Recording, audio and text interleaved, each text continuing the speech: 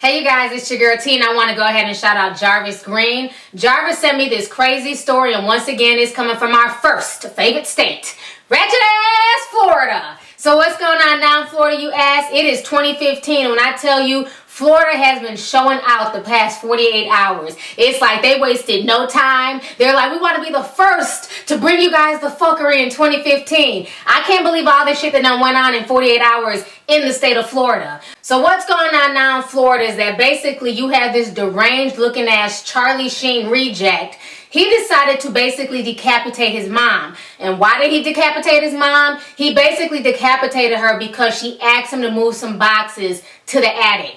So he was upset. He didn't feel like moving the boxes. So instead of him leaving the house, cooling down, he decides to plot her death over the next 2 days. And on New Year's Eve, he decided to not only kill her, but to decapitate her. This story is just extremely disturbing. Go ahead and check out the news clip, and I'm going to come back with the rest of my commentary.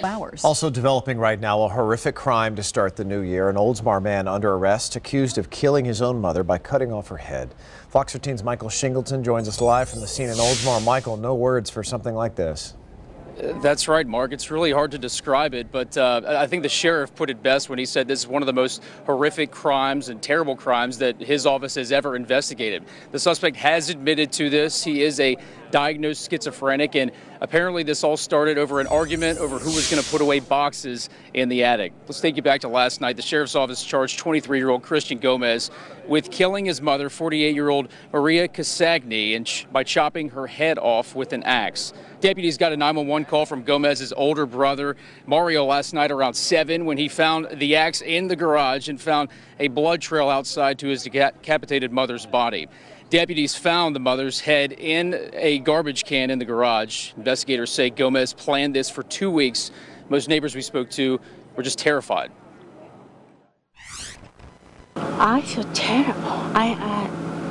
She doesn't deserve, nobody deserves that, but not her. This is not a surprise, and it's only because the demeanor he took upon kids around the neighborhood. Obviously, a very troubled man who decided that he was upset with his mother simply over putting boxes away and planned for 2 days to kill her in a very gruesome manner.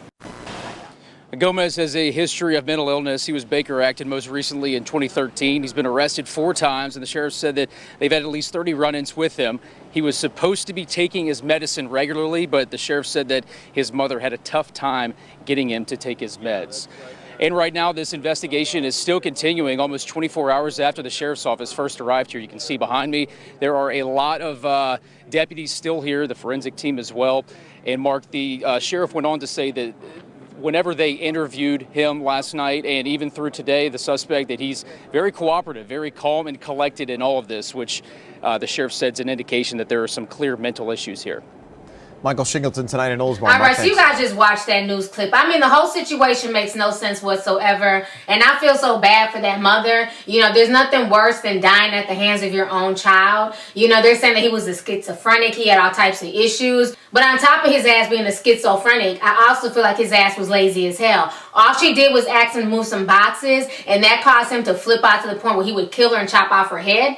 It's like, what the hell is going on down in Florida? This shit makes no sense whatsoever. And then another thing I don't understand is a lot of the neighbors are saying that they're not surprised. He scared a lot of the children in the neighborhood. A lot of folks were scared to be around this man. I wish that once he was diagnosed with schizophrenia, she would have placed him in a home or in a hospital, got him on medication. You know, so I don't know if he was getting the proper treatments. Obviously, he wasn't if he was able to snap like this. You know, but the whole situation makes no damn sense whatsoever. And the crazy thing is this man probably doesn't even really comprehend what he did to his mother. I mean, this shit is just crazy as hell. That's why I say mental illness is not a joke. You know, the other day somebody posted a video on Facebook of this man yelling at a pole on a New York subway, and a lot of folks were laughing. They were finding it funny. These are some of the things that can happen when people have mental illness and it's left untreated. You know what I'm saying? This man clearly had issues, and I wish that they would have got on top of his treatments a lot sooner. This entire story is not only sad, but it's sick as hell. So anyways, go ahead and leave a comment. Let me know your thoughts on this entire crazy ass story that's coming out of our first favorite state, Ratchet ass Florida. It's 2015 and Florida has wasted no time bombarding us with nothing but fuckery. Go ahead and leave a comment. Let me know your thoughts on this entire disturbing ass situation. All right, deuces.